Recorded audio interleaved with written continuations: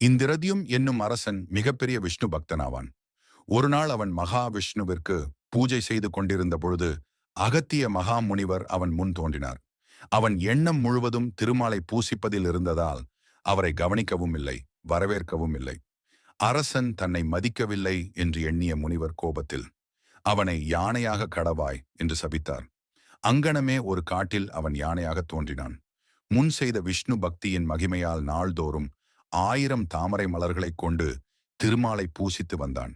ஒரு நாள் பெரியதொரு குளத்தில் அர்ச்சனைக்காக தாமரை மலர்களை பறித்துக் கொண்டிருந்த பொழுது முன்பு நீர்நிலையில் நின்று தவம் செய்து கொண்டிருந்த தேவல் என்னும் முனிவனது காலை பற்றி இழுத்து அதனால் முதலையாய் கடவாய் என்று சாபம் பெற்ற ஹுகுணன் என்னும் கந்தர்வன் அவ்யானையின் காலை கவ்விக்கொள்ள அதனை விடுவித்துக் கொள்ள முடியாமல் ஆதி மூலமே என்று கூவி அழைக்க உடனே திருமால் அங்கு தோன்றி தனது சக்கரத்தை பிரயோகித்து முதலையை கொன்று